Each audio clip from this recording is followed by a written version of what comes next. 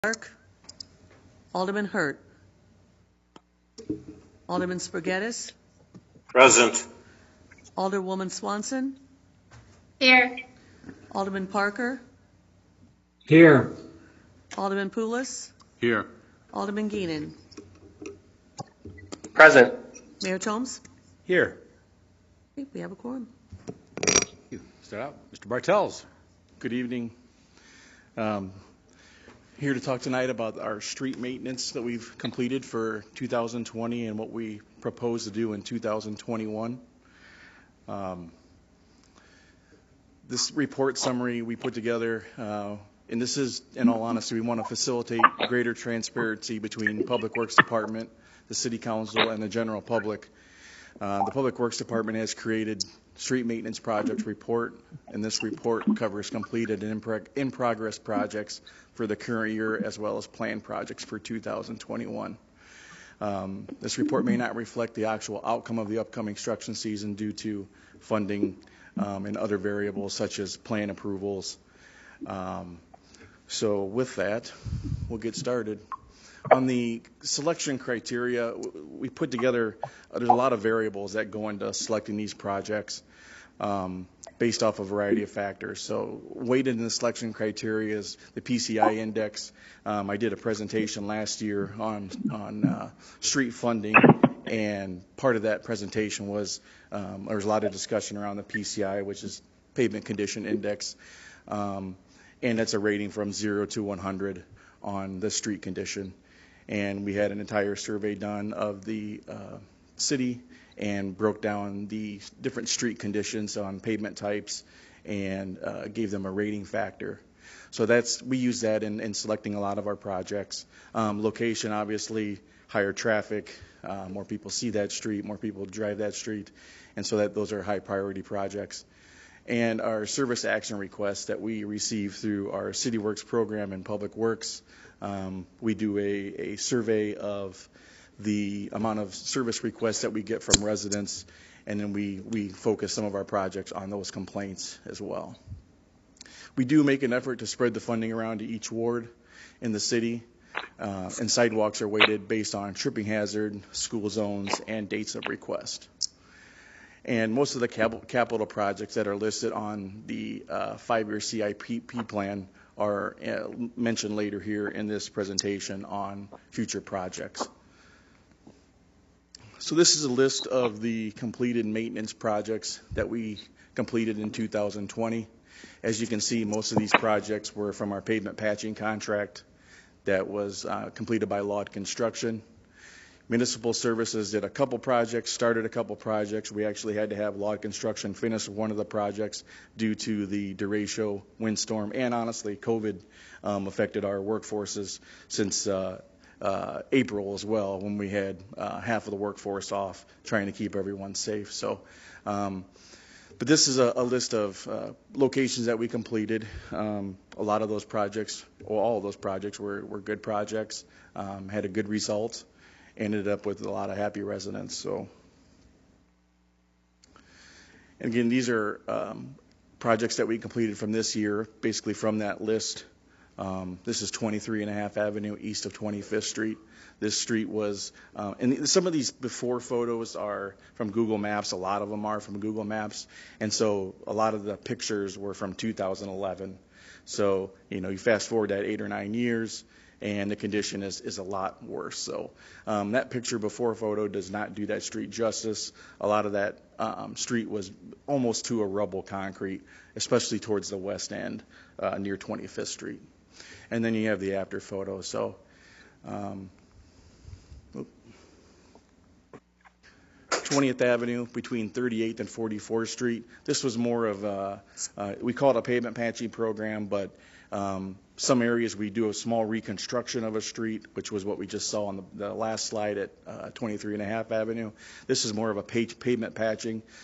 The street, for the majority of it, is in somewhat good condition. You're able to go in there and do various patches through a bigger section and improve the drivability of the street. And so that's what we completed here. 27th Street and 16th Avenue. Again, this was more of a reconstruction type project. Most of the street was in bad condition, and we went in and did a small reconstruction project to complete that. Wildwood Drive, this again was a small reconstruction. Municipal Services did the north side of the project. We put in under drain, so we had a lot of voiding under the pavement, a lot of water getting in the joints, running down the slope. So we put in a drainable base, put in geotech fabric, and put in under drains on each side of the road and tied them into the catch basins at the bottom of the hill there to prevent any future erosion issues under the pavement, so that we should not have any more water issues along that street. This is some, again, pavement patching out on the expressway that was done. Again, we've invested a lot of money out in that expressway. We plan to do more, as you'll see in the future years. 311 21st Street. This is a parking area that was done. A huge improvement to the site of that area. Great parking, great sidewalk. Hopefully that spurs some good development with that enhancement there. 8th Avenue east of 17th Street. This has been done over the last few years. Brick pavement patching does not go very far for the money you spend. It's more labor intensive than any other of our pavement patching methods, and so it takes longer to get a bigger area done. We put in new curb and gutter on each side, new approaches, and then repaired the areas in the middle with brick patching. So that was a good project to get wrapped up. 23rd Street north of Hallberg. So we have obviously been doing a lot of projects with Hallberg. This was a start here. We redid this intersection this year. We have plans for brick pavement patching to the north of that street next year. And then we also, and it's not on the future projects list. I forgot to include that. But 12th Avenue, you see there, starting from where we redid the intersection, we plan to reconstruct in-house internally with our own personnel from between 22nd and 23rd Street. So these are in-progress projects that still aren't completed yet this year, and they're mostly due to asphalt patching. This is the second portion of the pavement patching program. We do concrete patching, and we do asphalt patching and brick patching. So most of the concrete locations have been finished, but these are yet to be completed, so we do not have after photos. It hasn't gotten too cold for the asphalt yet, has it? No, generally the asphalt plants, weather painting will run through Thanksgiving. That's generally the main time they shut down. So again, these are in progress. We do not have any after photos, but you can see from the pavement conditions on a lot of these photos I'm going to show you, they are well due. I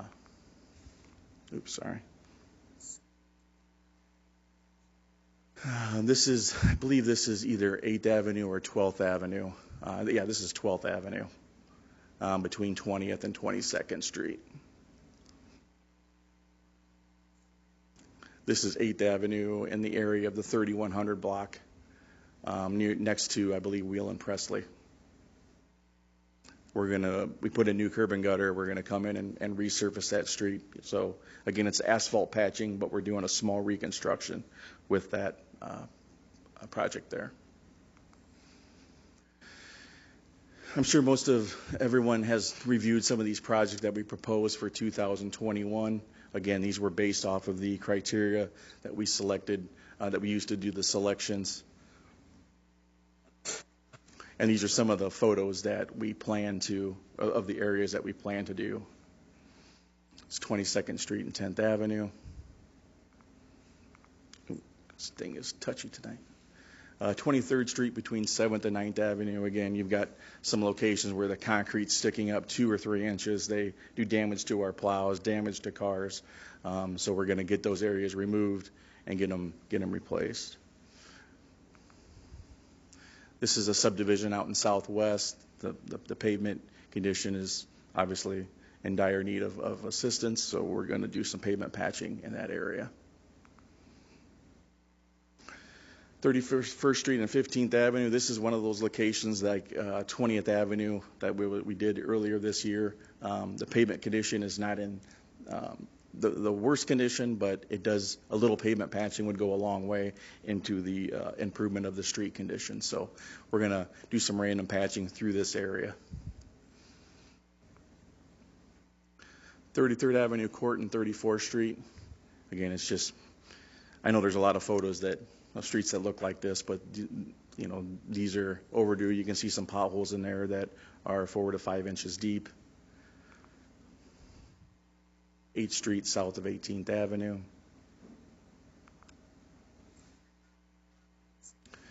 This is, we're going to be replacing the curb and gutter down by IH Mississippi Valley Credit Union. You can see the curb is really not there anymore. It's the catch basins need replaced, but overall the brick street is in pretty good condition. So we replaced that curb and gutter, and you've got a new street more or less. Again, this is one I mentioned earlier about 22nd Street. We're going to continue from where we left off with that intersection and do some patching. This is probably one of the worst brick streets currently in the city, I would say. Stadium Drive, this was seal coated. Randy might be able to help me with this year, maybe 2012 or 11. But it held up very well for 9 to 10 years. But this area needs some assistance, so we're going to go in there. We're going to do some asphalt milling, mill out what's there, put in new hot mix. You can see in the picture to the right, all that seal coat and the heavy rain washes down to 23rd Avenue, and just again, we're always street sweeping that area, and we get complaints from one of the neighbors with gravel going down into their driveway next to their garage, so this will alleviate that. 15th Street south of 7th Avenue. This one's been on our radar for several years. We put it on the list. We take it off. We get another high priority area, but we're going to leave it on this coming year. Again, it's asphalt patch coming in, milling it out, and putting back in new. More of the same of just asphalt milling proposed. We're going to come in here and redo this entire intersection. It's overdue. Replace the curb ramps. It'd be a good repair there. 16th Avenue and 33rd Street. Again, just additional locations for hot mix asphalt patching. And the last one we're going to show you for the 2021 projects is 25th Avenue east of 11th Street. This was actually on the list for this year. We had some projects run over, and so we had to minimize some lists, minimize some locations. So this one was pulled, but we were going to do it next year. So looking at funding for our capital improvement projects, these are the funds that we have to use. Starting with the Rebuild Illinois bonds. These are new this year, thanks to the state of Illinois. We received our first allotment in May of 2020. This funding is dispersed twice each year, and it's given to us over the next 3 years. It's very similar funding to motor fuel tax, and it's the same approval process. As you have to submit the project for approval. It has to go on a resolution for approval. And so the approval process is a little more in-depth and actually takes longer to get it approved. So these funds have to be used on bondable projects such as reconstructions, new constructions of roads, bridges, and ramps. You can use them on ADA, sidewalks, and ramp improvements as long as they're part of a larger project. But they can't specifically be used just to do a ADA curb replacement program through the entire city. And Mike, those are grants. Yes, I'm sorry. Right, just so we're not clear, we're not bonding anything. Okay. Correct. Thank you for that. All these Really Build Illinois grants have to be associated with an identified project within 1 year of receipt, and we can accumulate the funds if necessary during the program period, but they all have to be expended by July of 2025, which coincides with the expected end date of the Rebuild program. So altogether, we have over $2.5 million in Rebuild Illinois grant funds. The next item that we're using to fund our capital funds or our capital improvement funds projects are MFT funds. We talked about this when I did my budget overview, and we expect to receive about $1.5 million. Part of that, close to $1 million of that, or about $800,000, is used for street maintenance to fund the in-house street maintenance with municipal services. The other portion of that is being used to fund capital improvement projects. And then we have the local gas tax, which was diverted to street maintenance last year. This is the first year that we're using that funding, and we expect to receive $477,000 for that funding, hopefully. So going back to the Rebuild Illinois projects, this is what we have slated using those funds. 35th Street next to Augustana. That was a project. They're doing the work for the new pool. That whole entire street needs reconstructed. The water main below the street is in bad condition. We've had several main breaks through the years, so we plan to do a water main replacement and street reconstruction. And at this time, Augustana is committing to a cost share of the $86,000. 40th Avenue Court Bridge repair. This was identified through one of our bridge inspections that we have an independent engineer do. And we need to do these repairs starting next year at that amount of money. So we are going to get that project done. 37th Avenue and 46th Street reconstruction. This is the area, Bowers Edition, kind of tucked in behind Saukey. This is a long dead-end street. It's another one that I would rate probably in the top 10 is on street conditions that are one of the worst. And a lot of these projects are, besides, I guess the first two, are right off our capital improvement program. They've been on the capital improvement program for several years. We pushed them back due to funding or other issues. But again, we're pulling these projects basically right off our capital improvement plan and hoping to get these projects completed. 22nd Street and 35th Avenue reconstruction. That we call that no man's land. We've done that project to the north and south of those have already been redone. So this is one of the last remaining areas to do. And then 28th Street Court and 32nd Avenue Court. We've had a lot of complaints over the years about this street, and again, it's on our capital improvement plan. And 45th Street and Parkview Court. That's a dead-end cul-de-sac on the northeast corner of town. And it's again one of the worst streets that we have. So for motor fuel tax funds, as you can see at the top, that's the setback amount that we plan to use for municipal services, maintenance, pavement patching, snow removal, different services that we provide every day to the residents. Valley Drive, Black Hawk Hills Drive, and Court, and then River Heights Road reconstruction. Again, this project has been on for several years. We plan to do part of that this year. Could not get approval done, get the approval done through IDOT this year. So our plan is to get both projects done next year. And I have a picture of that project in a coming slide. So this Rock Island Parkway and 85th Avenue West, that's a highway safety improvement plan, or I'm sorry, highway safety, forget the IP, but it's a grant that we received. The federal grant that we received was over $1 million, shown in red. Our local match is another $1 million, and I have a slide of a layout of what that's going to look like. But basically, it's putting traffic signals in at 85th Avenue West near Valley Construction, and then putting buried turn lanes in or the north and south turn lanes.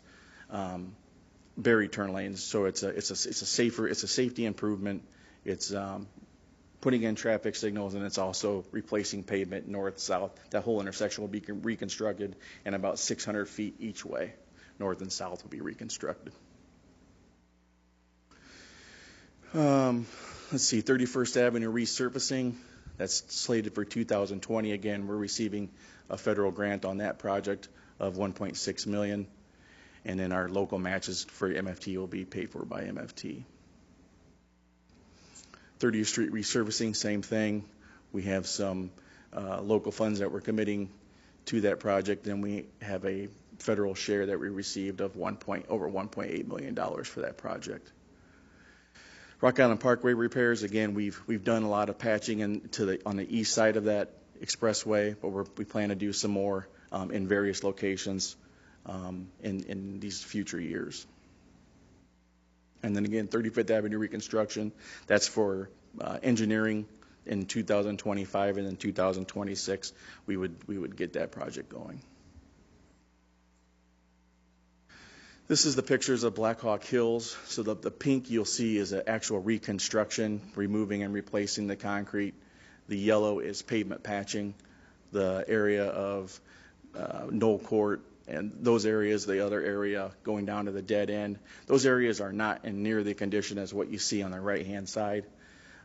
So we believe that we can go in and improve that street condition with just a simple patching, save some money, and get this whole addition done in 1 year at that cost. So if anybody's driven in this location, it's treacherous. So this is a project that needs done. This is the grant that we received for the highway safety plan. Again, we're putting traffic signals in at the intersection, burying the turn lanes with raised medians, and creating a safer intersection there. And again, where you see the north and south boundaries will be all new pavement. And our local gas tax, as we showed you earlier in this presentation, is mainly we've been using those funds to do pavement patching, and this is what we have slated for this coming years. Funding a sidewalk maintenance program, joint and crack sealing, pavement patching, and asphalt patching. And again, these are the grant-funded projects that we talked about earlier. But it's nice to point out that, overall, we're getting millions of dollars in federal grants to fund a big portion of these projects. Without that funding, we wouldn't be able to do these projects. So we thought it was important to identify those grants that we're receiving and highlight that. So these are the grants that we've applied for in 2020.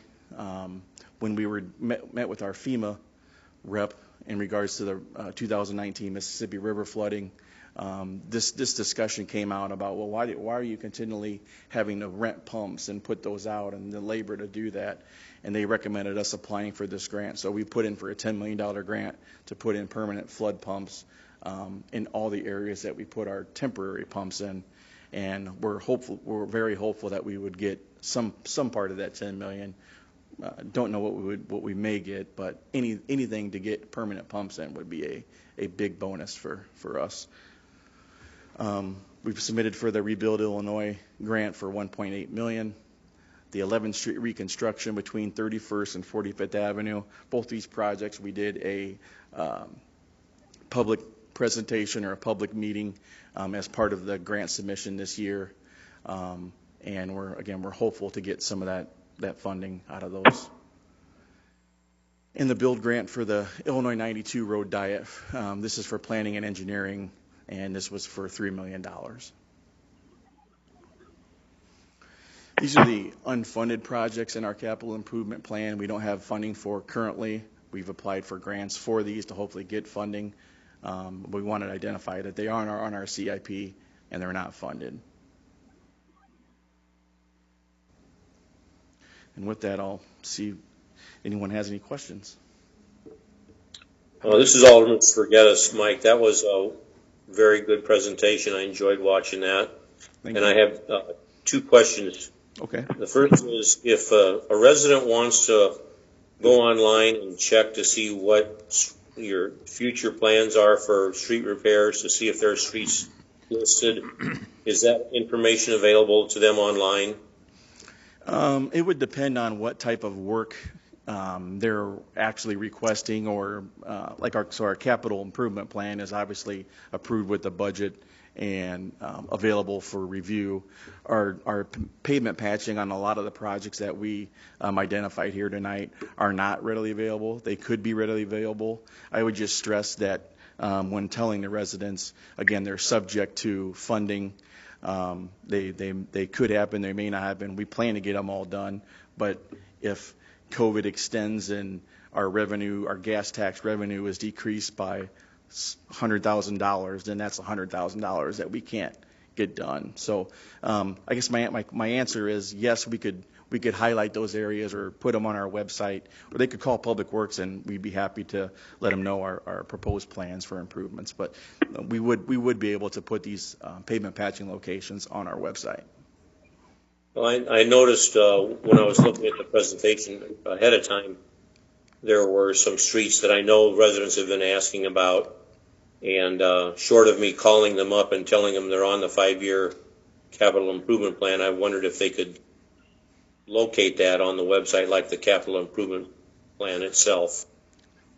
Yeah. So again, if you're referring to a project on the CIP, they would be on our website. And I'm not opposed to putting our pavement patching locations on the website for next year and future years. If it's something you can do easily, that would be helpful, I think. Can I ask my second question, Dave?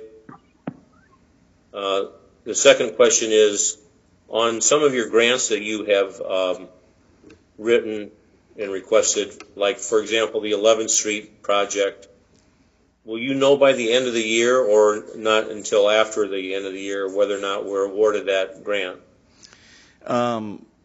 We don't know when we'll be get any type of notification on that. Generally speaking, they're not awarded or notified in the time that they say. But I wouldn't expect to hear anything until at probably the first part of the year. Thank you, sir. You're welcome. Dave, did you have a question? Oh, he's off now. No, I did. I was just going to emphasize what you said, James, that, if there's a way we could highlight where work is currently being done. I get a lot of calls too. And, rather than trying to navigate through the website to find that CIP or something, like if we could highlight on the homepage, this is where work's being done this week or something. Just a comment. I get a lot of calls too, James. Not just a week. I think the whole year, what we're hoping to do, and I know put a disclaimer in there whether funding or not, but the CIP, if they got to go to the financials and everything else that are online, that could take some digging to get there. That roads are pretty high visual type of items. That if we could show the list of all the projects, CIP and or the patching and everything else. Yeah, that's not an issue at all. We'll work on that. Hello, this is Dylan. Can you guys hear me? Yes. Yes. Just a quick note on what Dave and James just were talking about. Refer to the City of Davenport's Better Roads website. They've got a pretty good system down as to how they are publicly communicating to their constituents what construction is underway. And so, we don't need to recreate the wheel, just do that. So just FYI. But I had a few questions about your presentation, Mike. Okay. First, are we still allocating the appropriate percentage of money for brick streets repair in accordance to our brick street plan? I know a certain percent is supposed to be going to brick streets. Are we meeting that percentage? We are. We're putting the $70,000 that we have done every year into that plan. Okay, I know the official brick street plan that the city adopted said that a certain percent of our MFT or locally collected gas money, I can't remember exactly which revenue, but a certain percent of the gas or the revenue that we received was going to be allocated to brick streets. And so I don't know if 70% is still the number, right? So that's my question, is to make sure that we're still following the brick street plan. Secondly, and this is going to get kind of specific, but I suppose that's the nature of this study session. 23rd Street, not 22nd, but 23rd Street up by Hauberg and 12th Avenue. I was under the impression that those were supposed to be completed this fall, October and November. It appears from your presentation that's not the case. Things were postponed or pushed back. Yeah, we did not receive the funding has been reduced. The amount of money that we're receiving from the gas tax has been reduced due to COVID. And so we've had to reduce projects. Like I said, 25th Avenue, east of 11th Street had to be reduced down. So yes, that was the original intent, but we were not able to fund it. As a matter of fact, we're probably going to be over what we had originally planned this year. Okay, no problem. I understand. Last question. Speaking of all these grants, do we utilize the Bi-State Regional Commission when applying for any of the many grants? I have been told that the city of Bettendorf doesn't have a single city staff person apply for any of these grants, that they just enlist Bi-State's planning staffers to submit applications and whatnot. Are we utilizing this resource that we pay for in the same way? We do utilize them for assistance. I don't think specifically we've had them do a grant submission for engineering projects or construction projects, at least not in the time I've been here. But I will follow up with the city engineer and see what we've done and what we can do moving forward for that. That sounds good. I know I've talked to Randy a couple times about that, and I would hate for us to pay for our membership to Bi-State and then have our own city staffers spend the time that they could be doing it. Seems like a duplication. Yeah, like I said, I know they've done some assistance. When we did our virtual meetings, they put together a presentation portion for that virtual portion. So they do assist us in several ways. Yeah, maybe just a meeting with Denise or Gina and just say, hey, what services do you offer? If we just say, we want a road diet, can you write a bill grant application for us? It seems like we could be using our city staffers to do other things while they're taking care of that whole deal, right? Yep, so. I agree.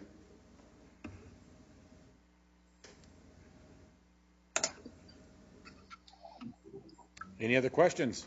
The council? Hearing none. Thank you very much, Mike. Thank you. Appreciate it. Stephanie, I think you're up.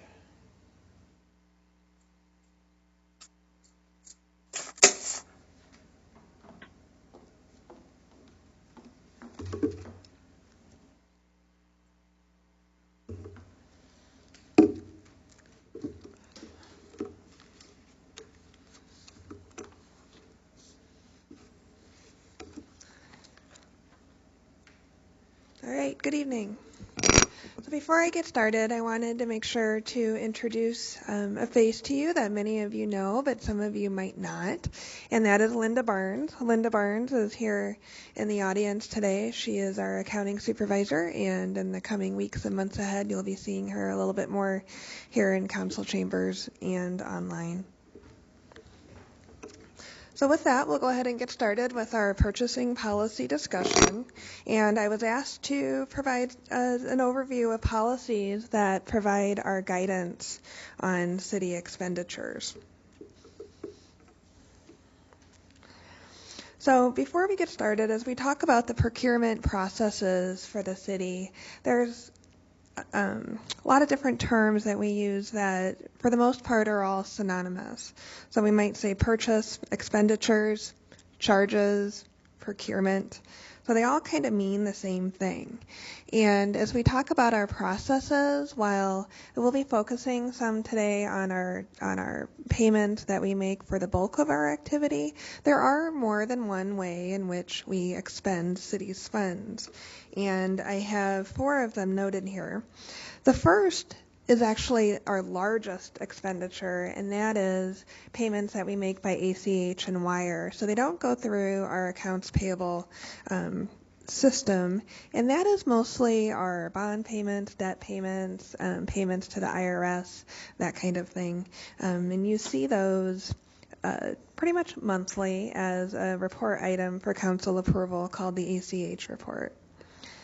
The second category is the one we're going to spend a lot of time on, and that is our highest probably our second highest dollar volume, but by far our largest number of transactions, and that is the city paying invoice entry, and that's through our financial software, and I'm going to talk about that a little bit more.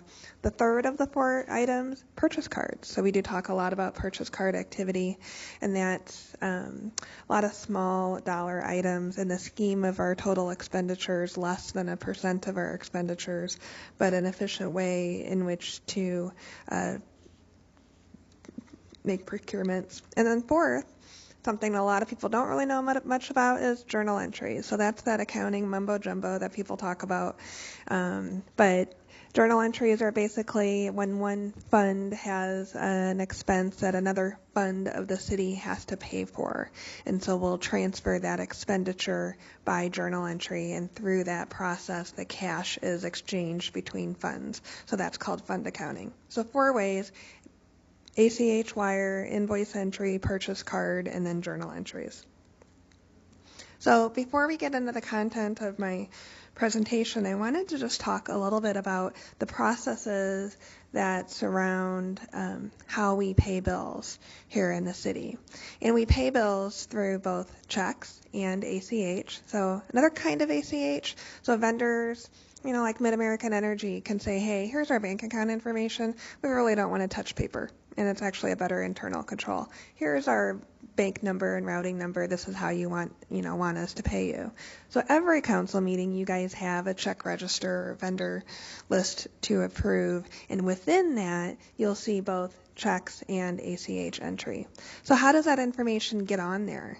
Well, it's not the finance department entering all these invoices into the payroll software or accounts payable software. So every department does have someone that enters invoices through their department policies. They enter them into the financial software following our purchasing policies, which is the subject of the meeting tonight. And then every department has their workflow of who can approve those invoices. Again, it's all done electronically. There's electronic signatures and stamps, and that activity flows into the finance department.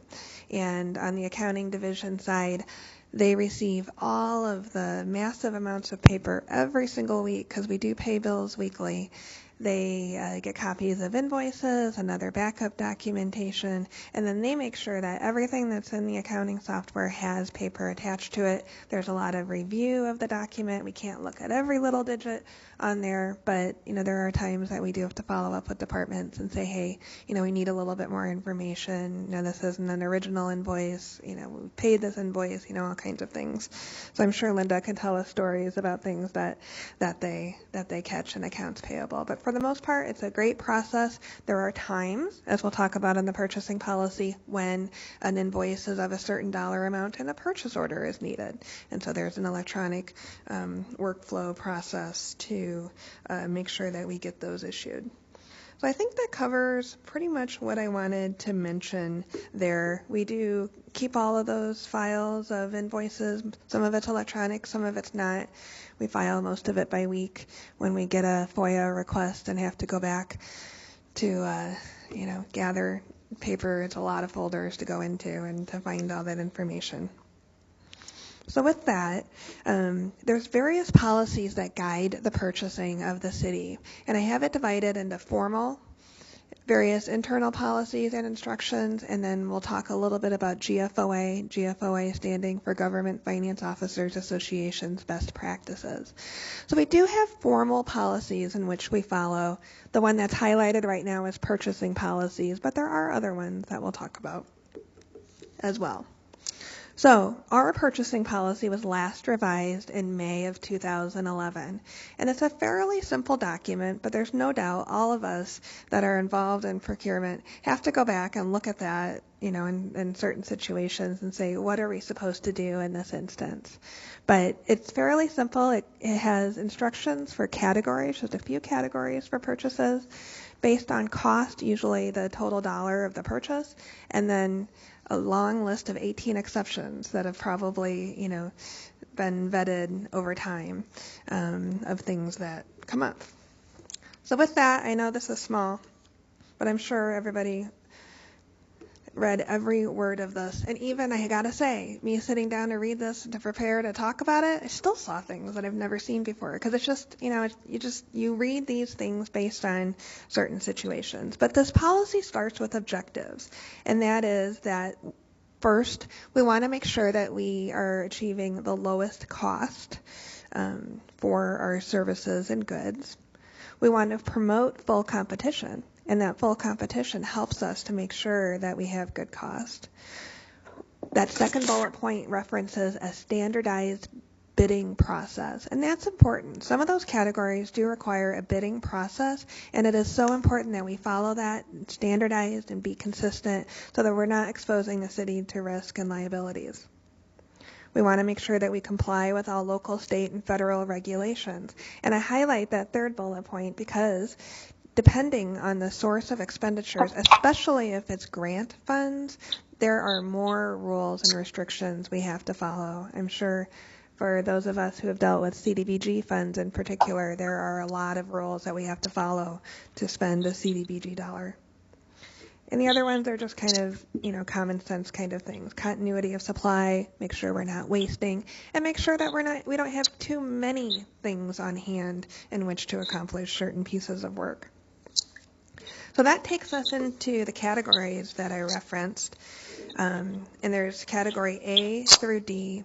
And the first one is goods and services with a cost exceeding $15,000, and the second one is $10,000 to $15,000. I'm covering those at the same time because they are basically the same thing word for word, except that first one, a bid process is required. On the second one, you can have a bid process, but you don't have to. But do make sure as a department that you have backup documentation that supports your purchase. So basically getting prices and things. Both of these, so if it's over $15,000 or basically anything over $10,000, requires council approval. And so that's why you see reports from staff.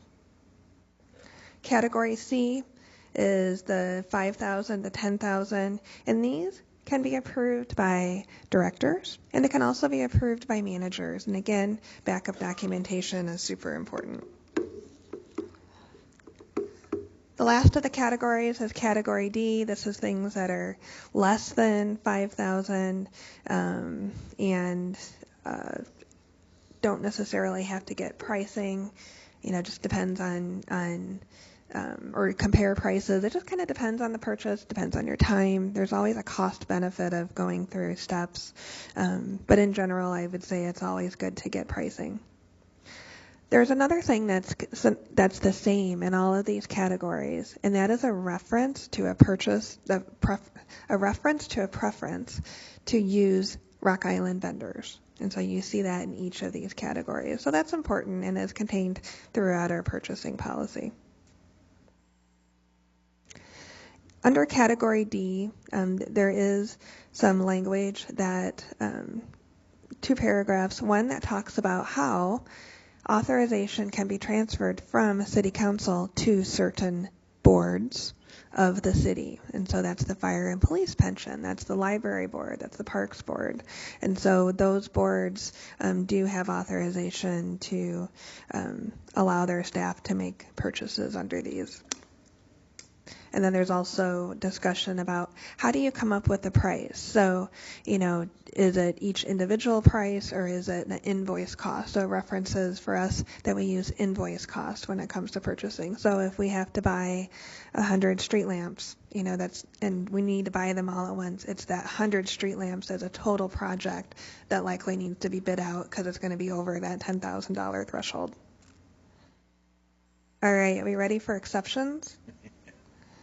There's exceptions. There are exceptions. So the first one is emergency purchases. I won't dwell on this because you guys see this from time to time, that things come up between council meetings or that don't allow us to go out for bid. And a lot of these come from the public works, which is probably the busiest of our departments as far as projects goes and the type of activity that we see here. There's a reference to moving expenses that, certain levels of moving expenses that we're paying for someone does need to come for council approval. Exception 3 is travel and training expenses, and there is a separate policy that gives us guidance on how to pay for these things. Payroll, we know that doesn't have to go through this process. Utility bills and health insurance reimbursements are also listed as exceptions. And then I'm going to turn to exception 7 and 8 because they're kind of related, and these are things that you guys see a lot. And so contract payments, that when council has approved a contract, that staff don't have to come and have you approve them at all the time, except when it's a construction project. So that's why, like the water filtration plant, you're on number 32 or whatever it is of payments that we've made on the process.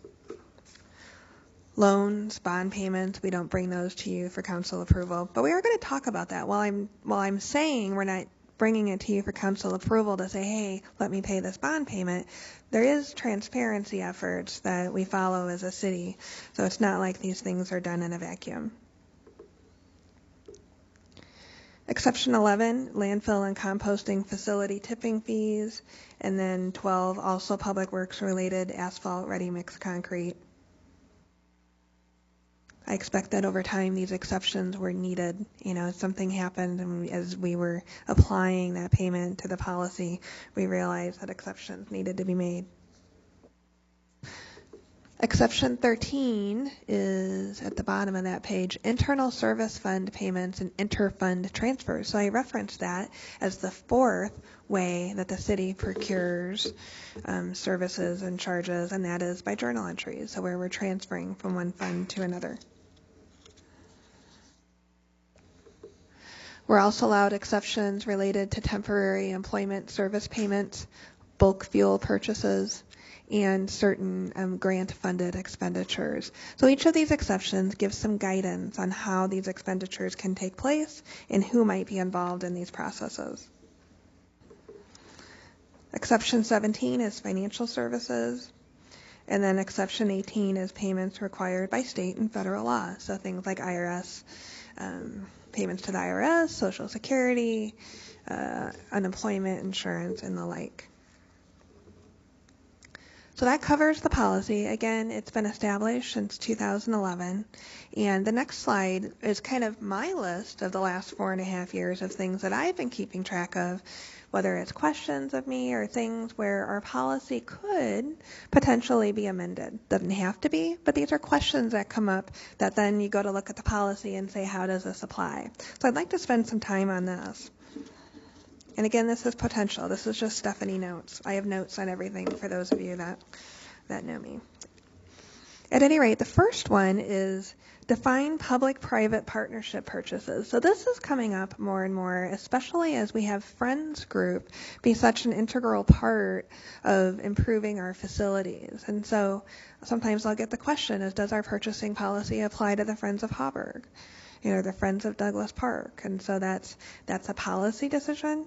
My feeling is that those friends groups would not exist but for category, the city's asset, which, they want to support and help. So they're generally a 501c3 that exists for the purpose of bettering a city facility, in my opinion, that our purchasing policy does apply to those organizations. But I think for the most part we do follow that. But it is a gray area.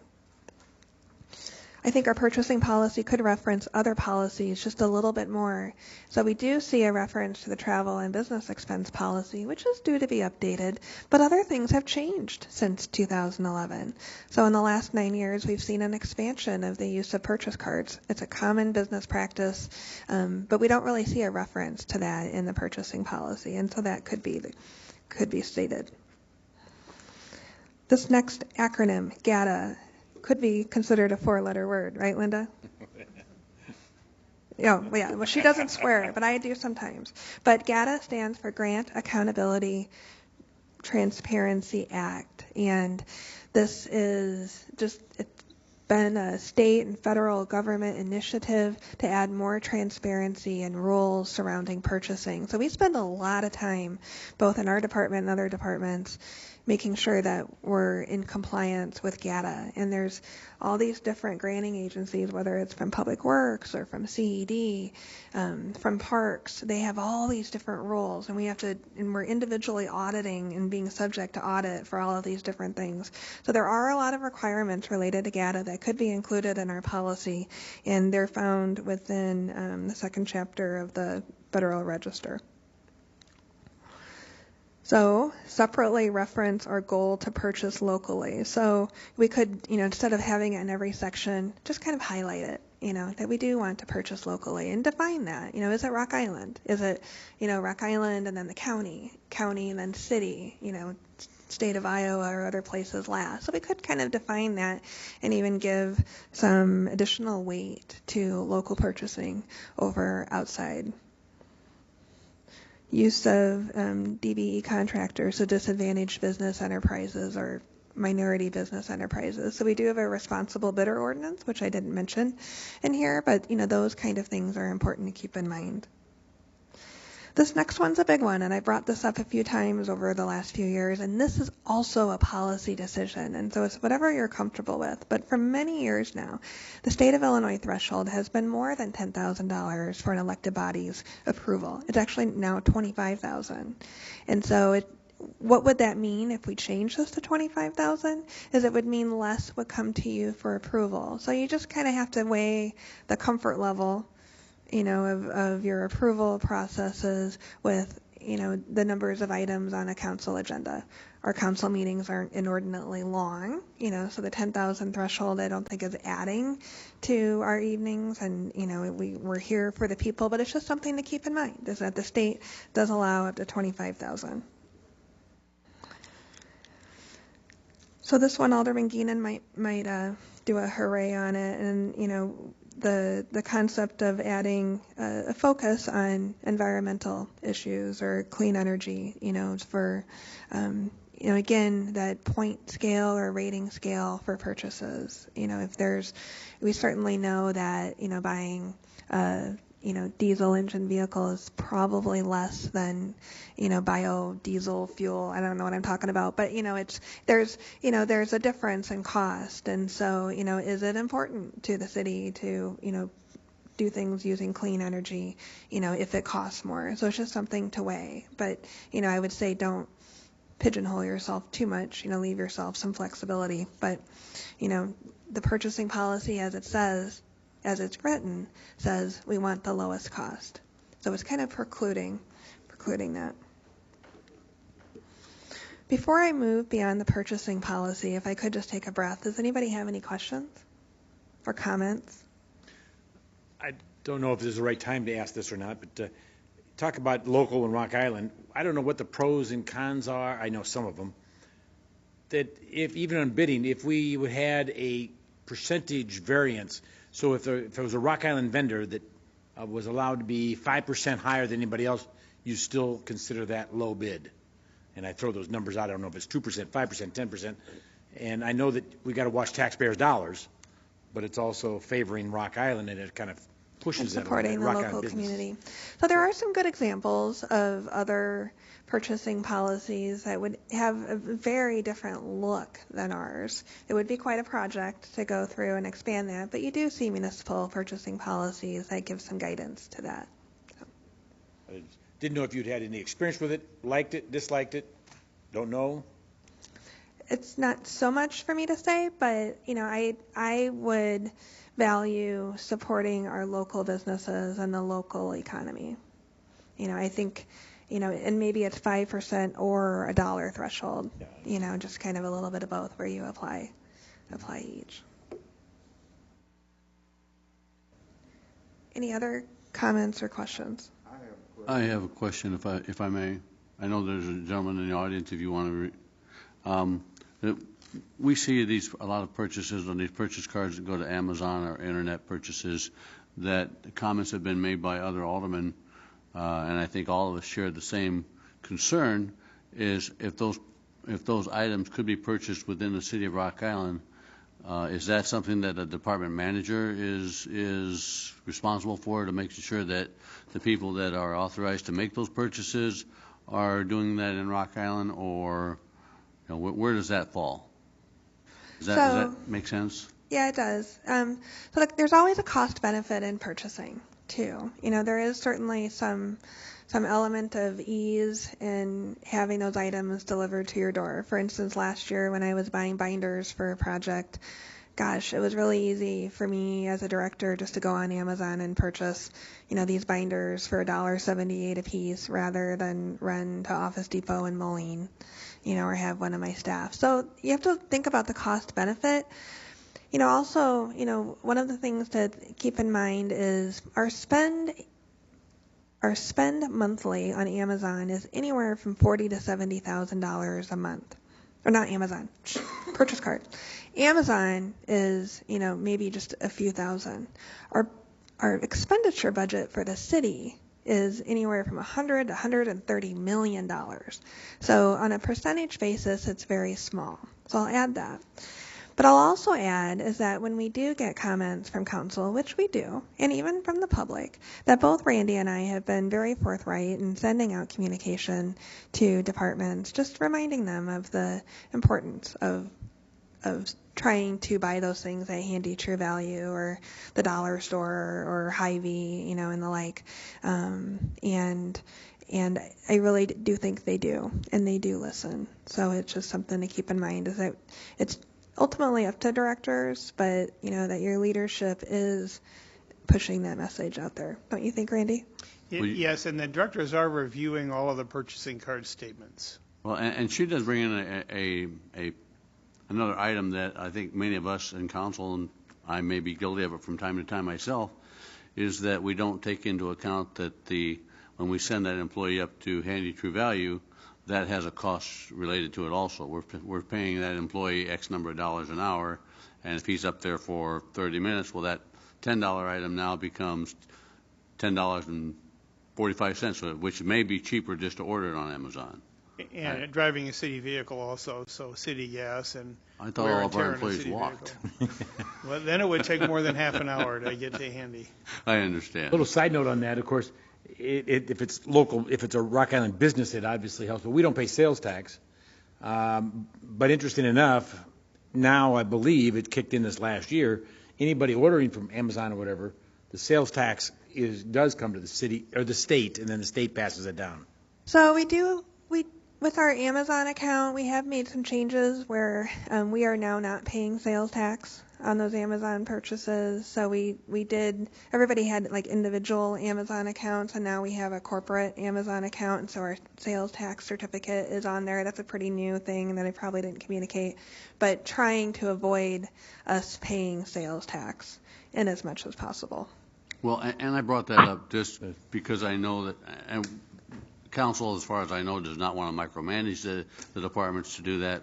I think that needs to be understood by both council and the citizens of Rock Island. So I think this is a good segue into the next couple of slides that I have, especially since we're coming down to the end of our time. But I mentioned that there are other formal policies which guide cities' expenditures. The financial policies are not so specific, but you guys approve those every year. The purchasing card policy. So there is a purchasing card policy. It is also older. And last year we did go through quite a bit of work. Actually, Linda Moore helped with that. There is a draft of the purchasing card policy ready to roll out that just kind of updates it to current standards. And there is reference in there to giving, more weight to local purchases and things like that. So that is within there. And there's no doubt that purchase card use is a really efficient way to make those small expenditures. The alternative when someone, runs out to the store is to have them pay for it out of their own pocket and submit for reimbursement. And that's asking a lot of employees, and sometimes that does happen. But businesses don't necessarily have accounts like they used to anymore. And it can be, and I know, in my experience with managing finance departments for 20, 30 years is it's harder to control. And you all know how important internal controls are to me, and I can have good internal controls on a purchase card program. I can set limits. I can, not allow them to spend in certain ways. We can monitor it. We can make sure that there's receipts attached. If they don't attach receipts, we can suspend the use of their purchase card. We have supervisor approval. There's so much more controls than just having an open account at Menards where anybody on a list can come in and, make their purchases. They don't turn in their receipts. We don't know who it was. It's a nightmare. And I really wouldn't recommend us going down that path. That's 20 years ago. It's not 2020 is one way to put it, a little bluntly. But all right, travel and business expense and ethical standards. So all of these policies are located under the Finance Department's website, and that's a fairly new initiative, thanks to Alderman Parker. Don't you love how I'm doling out kudos to different, aldermen? So that is very much appreciated. We do have various internal policies and instructions as well, and these can take various forms outside of our formal policies, and these can be internal policies. These can be email instructions. We've noticed this type of thing, and people aren't doing it. Please, remember to do this or that. I really recommend that departments write internal policies on how business is transacted, and we've written a lot of them in recent years, and there's still more to do. Along that line, GFOA best practices. So, getting ready for this, purchasing policy discussion, and, I'm thinking, gosh, I, had really hoped to revamp the purchasing policy at some point, and, it hasn't happened yet. And so, my professional resource is GFOA. I go out to GFOA's website. I go to their procurement best practices. I want to see a purchasing policy that we can just mimic and use here. And guess what? There's not one. But the very first one, top left corner, is what I just mentioned, and this is using purchasing cards to streamline the purchasing process. So I did snip that and put that in here, and I know we have a lot of angst about this, but I just can't tell you how important it is to have this tool for handling our small purchases. It would be a lot of work for staff to do it any other way. The vendor we use is really great. It's so nice to have all that GL activity just download into our financial software and not have staff keying all these reimbursements. But there's two other best practices I want to mention too with GFOA, and one is just in general transparency. And I do think we do a really good job of being transparent. We have our check register, as part of our agenda as an attachment, and they stay out there for gazillion years. Our purchase card activity is out there for review, and it is good that the public and council review that report and ask questions. Don't stop asking questions. It's important to do so. We have our ACH and wire report. Again, it highlights everything that's going through, and we have our payroll report. So I think we do a really good job of being transparent, and we have our financial statements out there. Starting this year, we had the treasurer's report, and that might have kind of flown under the radar, but that's an amazing report that takes a heck of a lot of time to put together. But it highlights every employee of the city and which category of wages they fall into, 0 to 25,000, 25,000 to 50,000. So each of our last names is on there, even council, because you run through payroll.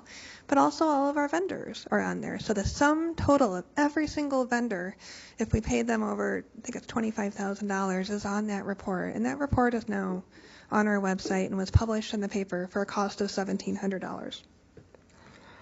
Last thing is internal controls and the importance of internal controls. And this is why we have policies. And, in finance, a lot of us have these internal control buzzwords located on our bulletin board. I know on occasion Linda has emailed this out to people. Has little bees on it, super cute. But these are some of the key words when we're thinking about policies. Segregation of duties, monitoring, review and verify. Sometimes we call it trust, but verify. Reconcile, safeguard our assets, document. So we want to make sure that we have receipts and that we have good invoices in our documentation. Establish and follow policies and timely reporting. So these are good things to keep in mind, and we do a really good job here at the city, and that's where our policies need to be a part of that. So with that, I think I'm about out of time, but do we have other thoughts and questions? It's not open, go ahead. Hey, Mr. Hunter, I can answer it later. This is just for the council, this part, but I'll come out and see you as soon as we're done. Anything else? Does the council have any questions of Stephanie? Yep, this is Dylan.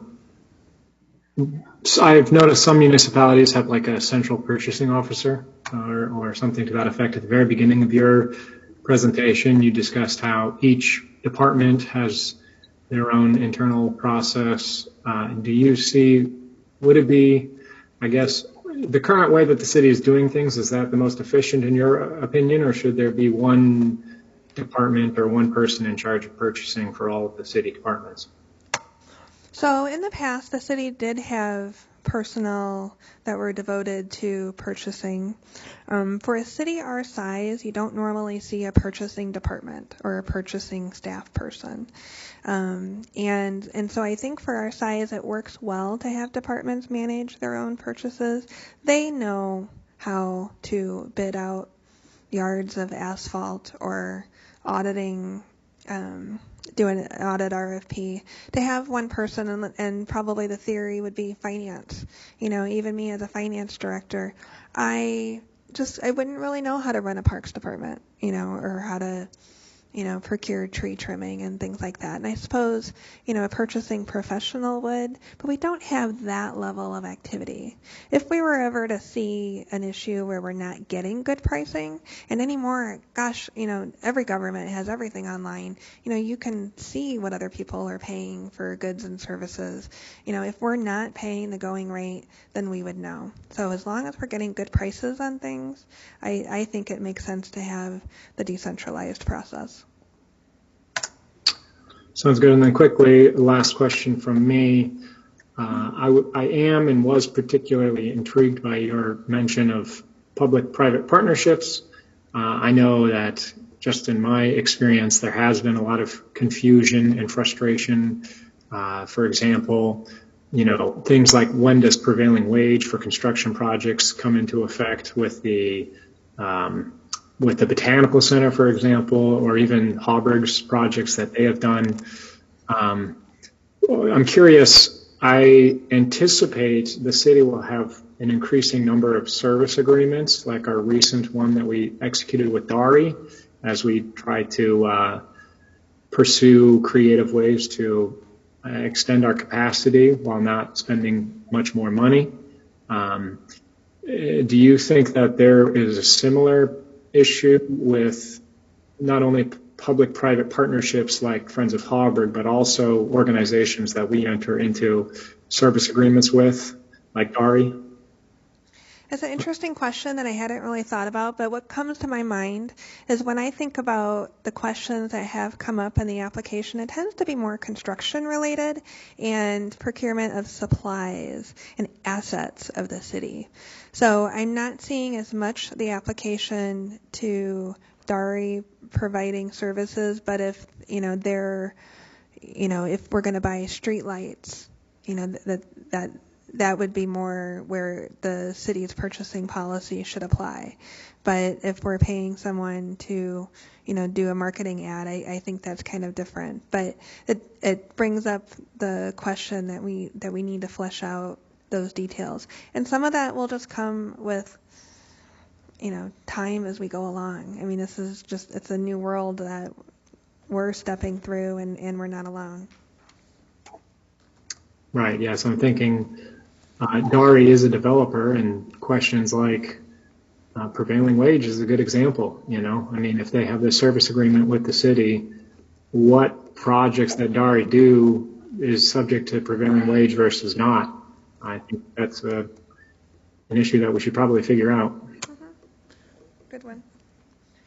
Alderman Swanson, did I hear your voice? No, you didn't. Okay. You do have to be conscious of time. We just got about 6 minutes left before we have to start the council meeting.